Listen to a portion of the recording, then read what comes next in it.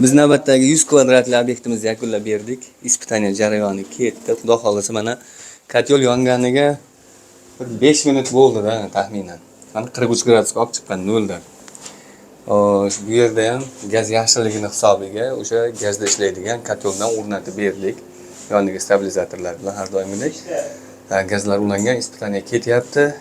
Hozir bu yerda yana boshqa innovatsiyalarimiz ham bor. Hozir bularni ham ko'rsatib gaplashib o'tamiz. Bu yerda jami bo'lib 6 ta radiator o'rnadi. Endi bundan o'sha innovatsiya bo'lgani qaranglar, radiatorda yangisidan o'rnatib berildi.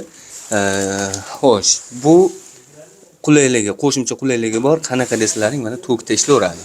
Mana shu joydan tokka suqib qo'yib, mabodo ertaga gaz bo'lmay qolgan paytda xohlasalaring hamma xonaga qo'ysa ham bo'ladi bu radiatordan. Chunki buni narxi sal qimmatroq. Shuni hisobiga bu yerda mana bitta xonaga o'rnatib berilgan xolos, bitta xonaga mana ikkalasini ham o'sha tokda ishlaydigan variantdagi radiatordan o'rnatib berganmiz. Ikkalasini ham shunday tokka ulanadi.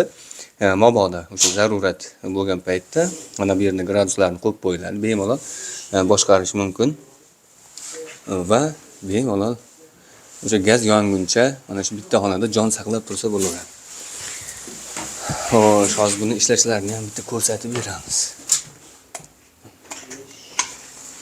Bu tokka ulandi, mana svetlar yondi. Buni hammasi alohida boshqaruvga ega bo'ladi.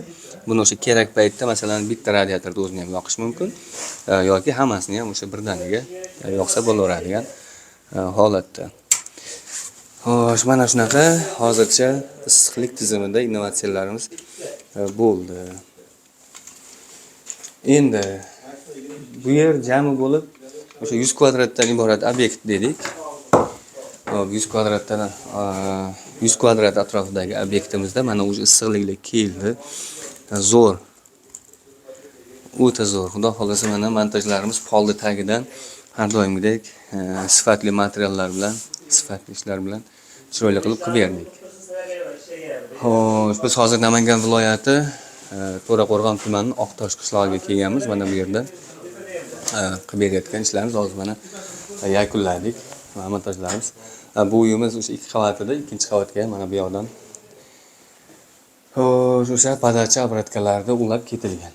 Hozir mana hisob-kitob ishlari ketyapti. Xudo xolasa hozir egalariga topshiramiz. Kotyolda mana necha gradusga olib chiqqanini hozir ko'ramiz.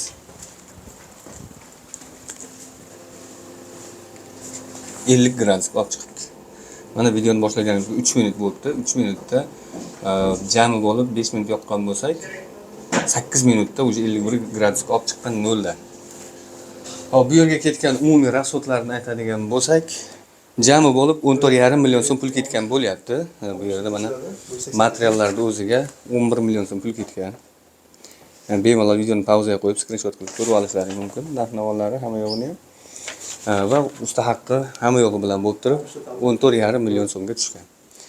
Mana shunaqa xizmatlar bo'yicha bemalol aloqaga chiqaverasizlar. Xudo xolasa vodiy bo'ylab xizmat ko'rsatib bera olamiz.